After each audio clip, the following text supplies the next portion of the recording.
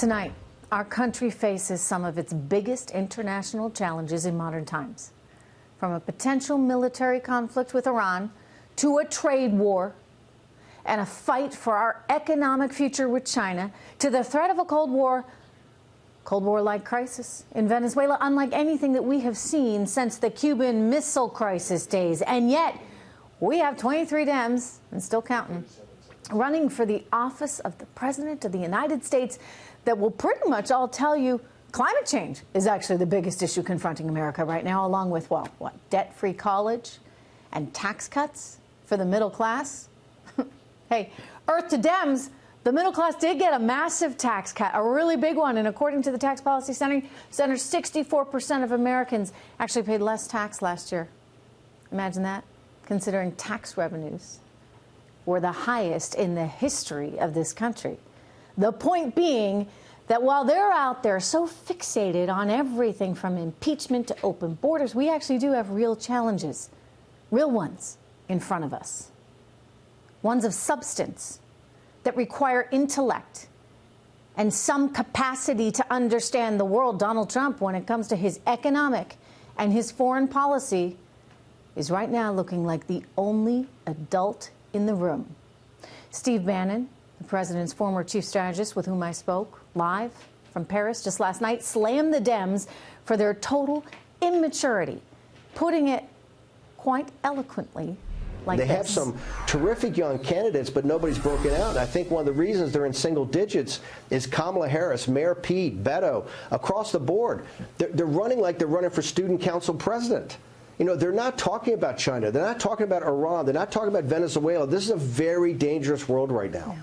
And President Trump has got a very set policy he's going through. This is almost like the 1930s to a degree. We're going through a dark valley against very tough individuals and a lot of, as President Trump calls them, bad hombres. Okay? And you hear these debates, you hear these people, it's like the United States exists in an island. That is not the case. He's right. I mean, we're not living in an island, Democrats. We're actually living in increasingly a very complex, very difficult global world. And if we're not careful, we're going to have challenges we never dreamed we would have. There is a lot of responsibility that goes with being the most powerful, most prosperous nation in the world. We absolutely cannot afford to ignore that. Joining me right now, former Trump 2016 campaign manager, Corey Lewandowski. Corey, good to see you. I mean, I thought he said it quite perfectly because it's very true. We've got major problems right now in the world.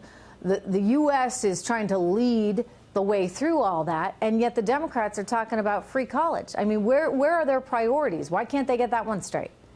Trish, their priorities are to live stream haircuts and dental work. And if you think that that is what the United States wants as a leader, someone who's going to negotiate with President Xi and Kim Jong-un to denuclearize the Korean Peninsula, you're sorely mistaken. Look, what other world leaders respect and what this president has delivered is toughness, drawing a line in the sand and saying, if you cross this line, there will be consequences. This president has been so forward-facing when it comes to those world leaders. They know that it's a different administration from the previous one that was walked all over. And if you think that these Democrats haven't begun to address the world problems that we see, you're absolutely correct. Not one member of the Democratic Party, not one of the 23 who are running for the presidency right now, has a plan to denuclearize the Korean Peninsula, to fix our bad trade deals in China, to renegotiate with India, who continues to beat us, to renegotiate with Vietnam, who continues to beat us every time. They have no plan forward-facing, nothing to do with Iran, nothing to do with Venezuela and the Maduro regime, which continues to transpire and take hold down there. The Democrats have no plan for the global marketplace, and that's why they won't be successful. I agree. I mean, and by the way, Steve Bannon was giving them a little tip there.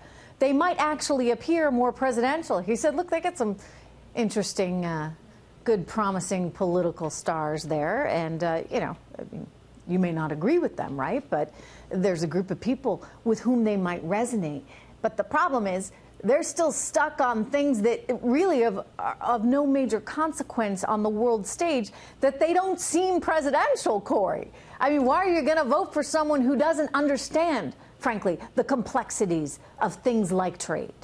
Can you imagine for 1 second, Trish, that Mayor Pete becomes President Pete and he has to go and renegotiate with China, with their hard leaders who have a 1,000-year vision on what they want to do and how they want to take over? And we've got a young guy with no experience whatsoever who is going to try and negotiate. It's not going to happen. The world leaders won't respect him. And look, what this president has been able to do with our adversaries across the world and with our friends. Look at the relationship he's established with Macron. Look at the relationship he's established with Xi. Look at the relationship he's established with Kim Jong-un. You know, he was highly criticized for trying to denuclearize the Korean Peninsula by going and have a meeting in Singapore.